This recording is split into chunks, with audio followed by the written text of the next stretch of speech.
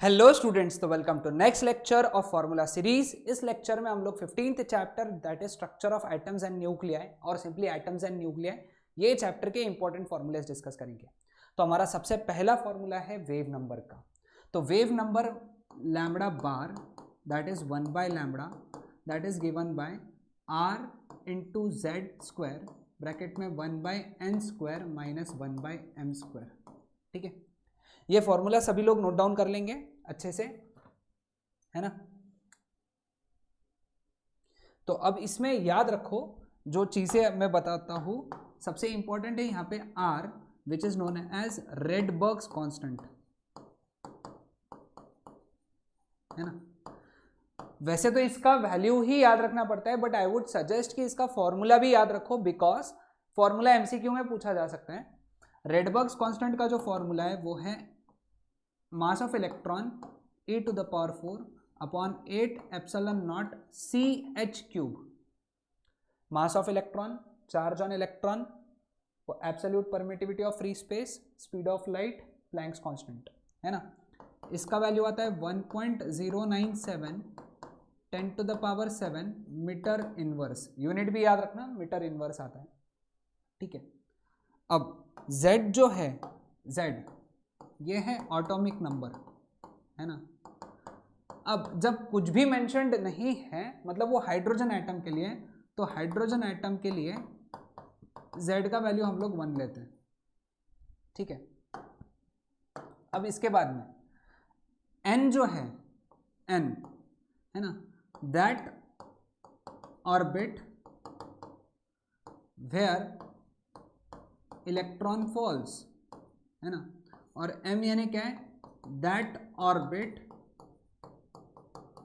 From where electron falls, है ना।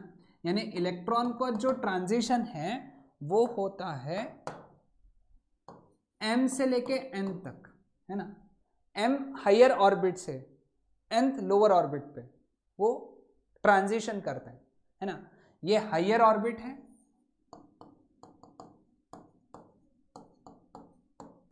ठीक है, ये लोअर ऑर्बिट है।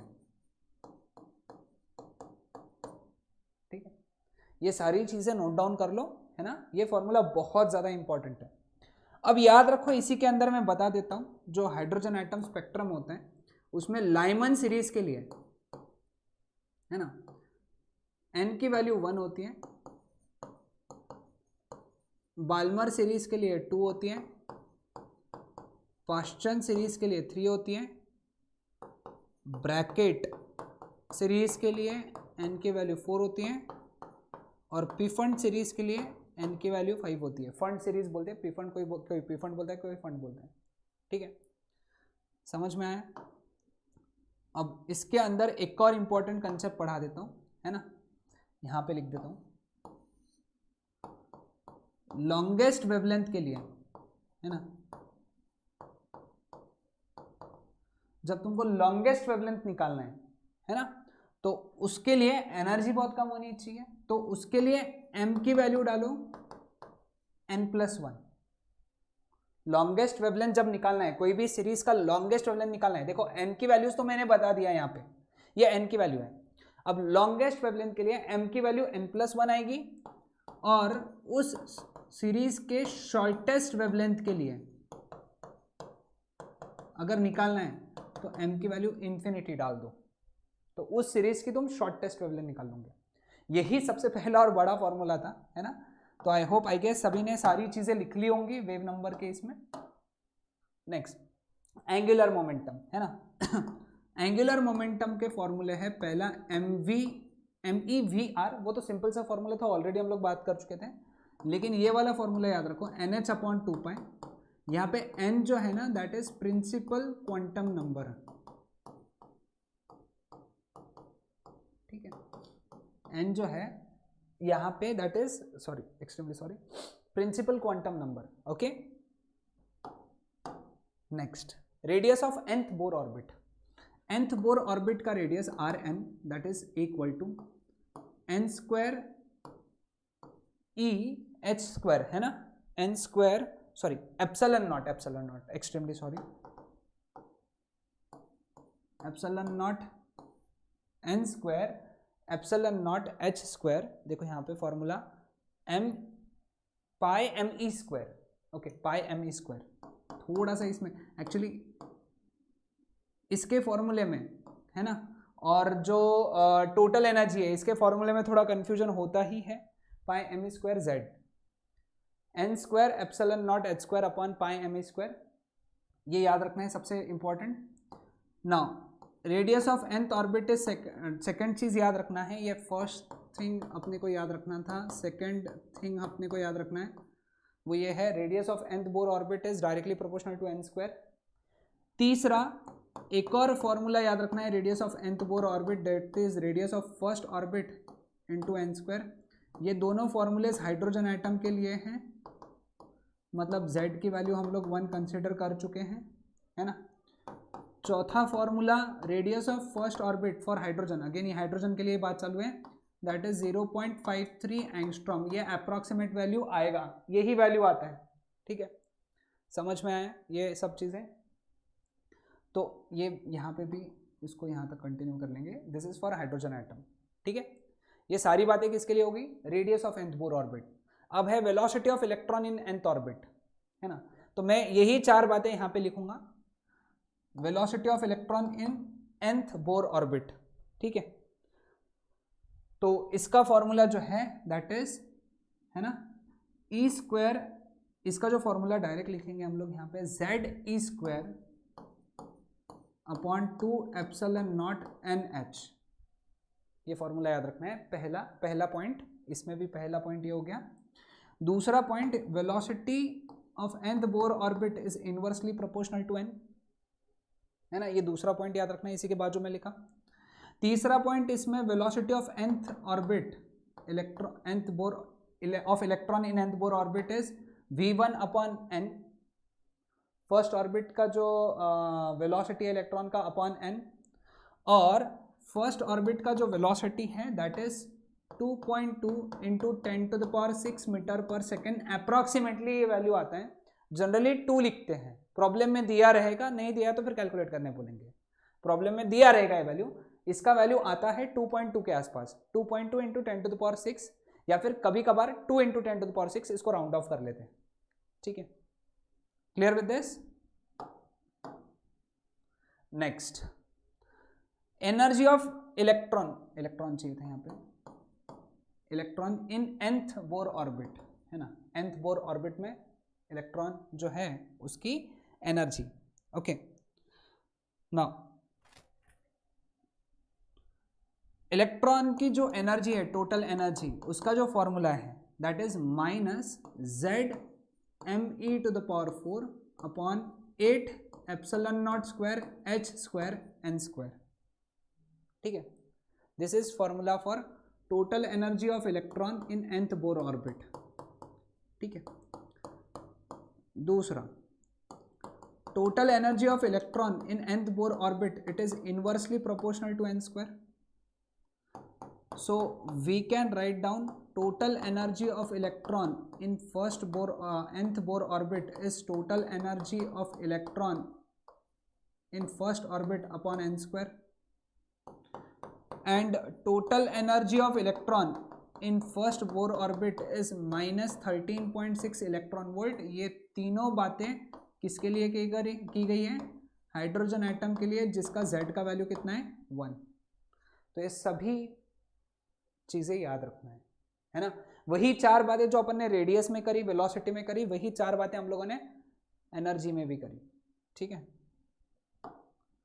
Next, kinetic energy of nth Bohr orbit, nth orbit, kinetic energy का जो फॉर्मूला है nth बोर ऑर्बिट का, है ना, फर्स्ट पॉइंट वो ये है कि that is minus Z m e to the power 4, sorry plus, kinetic energy minus में होती है, plus upon 8 epsilon nought square h square n square, ठीक है, याद रखना है।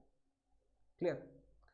पोटेंशियल एनर्जी की बात करेंगे तो potential energy in nth orbit that is minus, देखो ये फॉर्मूला, z वैसा का वैसा, m वैसा का वैसा, e to the power 4 upon 4 epsilon square h square n square, है ना, बस फर्क जो है वो 8 and 4 का है, ठीक है। तीसरा है रिलेशन बिटवीन केई पीई एंड टीई, वो यही लिख रहा हूं। देखो एक ही रिलेशन याद रखो, बाकी सब आ जाएंगे, ठीक है। Kinetic energy is minus total energy, ये फॉर्मूला याद रखो, ये पहला।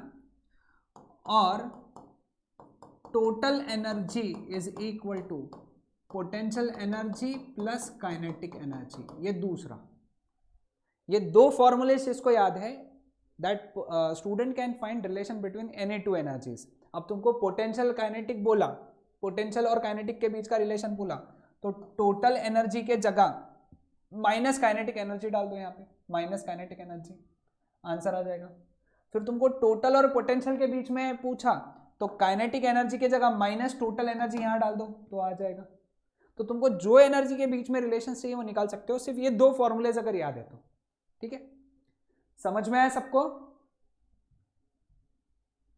Next, radius of nucleus. अब न्यूक्लियस वाला पार्ट चालू हो जाता है।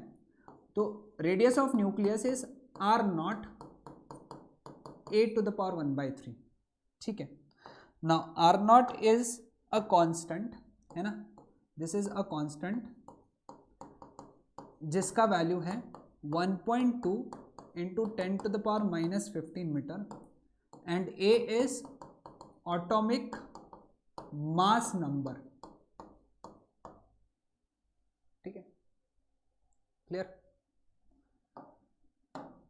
नेक्स्ट, न्यूक्लियर डेंसिटी, है ना, nuclear density rho, that is 3m/4, okay, 3m/4 pi r0³, है ना, 3m/4 पाई r0³ ये वैल्यू है। अब इसमें m यानी mass of mass of electron नहीं, मास ऑफ एटम है ना। तो अगर ये हम लोग वैल्यू सब्स्टिट्यूट करते हैं, जनरली 1.67 डालना पड़ता है, m का वैल्यू डालेंगे 1.67 × 10⁻⁻27। तो अगर ये वैल्यू सब्स्टिट्यूट करते हैं तो इसका वैल्यू आता है 2.3 10⁻⁻17 kg/m³। और ये वैल्यू, सबसे खास बात, density of nucleus is fix for every element, दुनिया के हर एलिमेंट के पीरियोडिक टेबल के हर एलिमेंट की डेंसिटी फिक्स है। So this is the beauty of density of nucleus, है ना, न्यूक्लियर डेंसिटी, इसकी वैल्यू फिक्स है, इतनी आती है 3m/4 पाई r0³। r0 की वैल्यू तो अभी बताया था 1.2 × 10⁻⁻15, है ना। m यानी तुम मास ऑफ न्यूट्रॉन भी ले सकते हो, मास ऑफ प्रोटॉन भी ले सकते हो, करीब करीब दोनों का मास सेम है, 1.67 × 10⁻⁻27 kg, ये है m का वैल्यू, ठीक है। चलो next, mass defect. Mass defect delta small m, that is z × mass of proton plus a - z × mass of neutron minus capital M, है ना। z यानी क्या है, एटॉमिक नंबर, mp यानी मास ऑफ प्रोटॉन, a यानी atomic number, z यानी atomic mass number, mn यानी mass of neutron, और m यानी मास नंबर, ठीक है। समझ में आया? ओके। नेक्स्ट कॉन्सेप्ट है बाइंडिंग एनर्जी का। Binding energy BE, that is equal to delta m × c², ये आंसर जूल में आएगा, delta m × c² upon small e, ये आंसर इलेक्ट्रॉन वोल्ट में आएगा, याद रखना, ओके। डेल्टा m यानी क्या है, मास डिफेक्ट, जो हम लोगों ने अभी जिसका फॉर्मूला देखा, ठीक है। हाँ, अब इसमें ना एक चीज याद रखना, ठीक है, और वो ये mass defect of 1U has binding energy 931 mega electron volt पर c², ठीक है।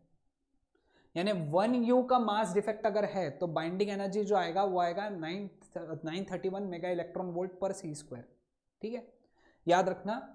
तो इस तरीके के क्वेश्चन अपन अपने टेक्स्ट बुक में दिए हुए हैं, तो वहाँ पे उन्होंने क्या किया है, सबसे पहले मास डिफेक्ट का वैल्यू निकाला, ठीक है, वो आया समथिंग यू। फिर बाइंडिंग एनर्जी निकालने के लिए यही वैल्यू को 931/c² से मल्टीप्लाई कर दिया, है ना, क्लियर। अब ये u वैल्यू आया तो 931/c² इंटू फिर c² यहाँ पे आएगा, है ना। बाइंडिंग एनर्जी के लिए मास डिफेक्ट डेल्टा m की वैल्यू अपन क्या डालें, 1u की वैल्यू कितनी है 931/c², जो भी वैल्यू आएंगी into 931/c² into c² cancel हो जाता है। तो शॉर्टली अपने को समझने के लिए डैश इंटू 931, तो आंसर आएगा मेगा इलेक्ट्रॉन वोल्ट में, हाँ याद रखना। अगेन आई विल रिपीट, समझाता हूँ। देखो पहले क्या निकालो, मास डिफेक्ट निकालो, वो यू में आएगा, समथिंग यू में आएगा। फिर उसके नीचे बाइंडिंग एनर्जी लिखो, something you into something into 931/c² into c² cut हो जाना चाहिए। फिर इन दोनों का मल्टीप्लीकेशन करो तो बाइंडिंग एनर्जी का जो वैल्यू आएगा वो ये आएगा, लेकिन यूनिट याद रखो मेगा इलेक्ट्रॉन वोल्ट लिखना है ध्यान से, क्योंकि तुमने 931 से मल्टीप्लाई किया, ठीक है। Next binding energy per nucleon, है ना। तो binding energy per nucleon that is nothing but binding energy upon capital A number of nucleons, number of nucleons मतलब capital A atomic mass number, okay. Now radioactive decay, तो radioactive decay में हम लोग basically 3 important DK जिन पे based numericals आते हैं वो ये हैं, alpha decay, beta decay and beta plus decay. Alpha decay में क्या होता है ना कि जो एलिमेंट है अगर उसका अल्फा डीके हो रहा है तो जो नया एलिमेंट बनता है उसका Z 2 से कम होता है और A 4 से कम होता है और एक अल्फा पार्टिकल रिलीज होता है। बीटा डीके में, है ना, बीटा डीके यानी क्या, इलेक्ट्रॉन निकलना। तो इलेक्ट्रॉन जब निकलता है या बीटा डीके होता है तो जो Y होता है नया एलिमेंट बनता है, सॉरी जो नया एलिमेंट बनता है उसका Z 1 से बढ़ता है, A कम नहीं होता है ना, इलेक्ट्रॉन, और एक एंटी न्यूट्रिनो भी रिलीज होता है, ये याद रखना। बीटा प्लस डीके में, है ना, तो जो एलिमेंट है X, तो उसका अगर बीटा डीके होता है तो जो नया एलिमेंट बनता है उसका Z X से कम हो जाता है, A उतना ही रहता है। एक पॉजिट्रॉन एमिट होता है, बीटा प्लस में पॉजिट्रॉन एमिट होता है और एक न्यूट्रिनो भी एमिट होता है, ये याद रखना है, ओके। अब सबसे इंपॉर्टेंट इस पे बेस्ड अगर न्यूमेरिकल आता है तो ये नंबर्स याद रखो जो चेंज हो रहे हैं, है ना। यहाँ पे ये बहुत रेयर है, एमसीक्यू में पूछेंगे कि क्या क्या रिलीज होता है, बट न्यूमेरिकल में पूछेंगे कि नया जो एलिमेंट बना वो कौन सा था, मतलब Z कैसे चेंज हो रहा है, यहाँ पे Z और A कैसे चेंज हो रहे हैं ये देखो, ठीक है, समझ में आया सबको। Next decay law, decay law क्या कहता है कि T टाइम बाद जितने न्यूक्लियाई बचेंगे वो रहेंगे जितने न्यूक्लियाई पहले लिए शुरुआत में n0 e⁻⁻⁻T, है ना। तो n0 को बोलते हैं ओरिजिनल या initial number of nuclei, lambda को हम लोग कहते हैं डीके कांस्टेंट, है ना। टी यानी टाइम है, n0 are number of nuclei remained, decay नहीं, है ना, जो बच गए। टी टाइम बाद कितने न्यूक्लियाई बचे, ओरिजिनल न्यूक्लियाई इंटू e⁻⁻⁻T, ठीक है। एक्टिविटी, एक्टिविटी यानी A of T that is nothing but A0 e⁻⁻T which is lambda into n of T, है ना। ये दो फॉर्मूले से, ओके। इसको बोलते हैं एक्टिविटी आफ्टर टाइम T, इसको बोलते हैं इनिशियल एक्टिविटी,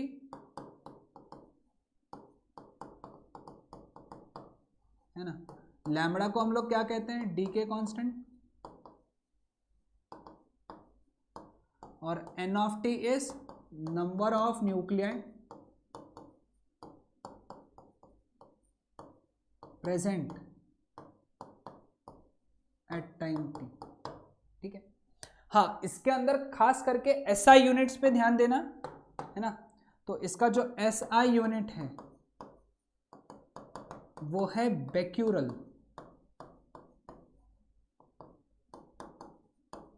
BQ, और इसका जो CGS यूनिट है वो है क्यूरी, CI। अब इन दोनों में रिलेशन होना चाहिए, है ना। इन दोनों में जो रिलेशन है that is 1 curie is 3.7 into 10⁻10 becquerel, okay. और एक लास्ट बात याद रखना है, बेक्यूरल इज नथिंग बट, है ना, 1 बेक्यूरल इज 1 DK पर सेकेंड, है ना, 1 DK पर सेकेंड, ठीक है। समझ में आया सबको? Okay. Half life period, half life period T half that is 0.693 by lambda, and average life tau, average life is tau that is 1 by lambda, है ना, where lambda is DK constant, okay, clear with this? तो ये सारे important formulas थे based on chapter structure of atoms and nuclei या फिर simply atoms and nuclei. Next lecture या जो हमारा लास्ट लेक्चर रहेगा फॉर्मूला सीरीज का, इसमें हम लोग डिस्कस करेंगे सारे important formulas and concepts based from chapter semiconductors and semiconductor devices. Till then, bye everyone.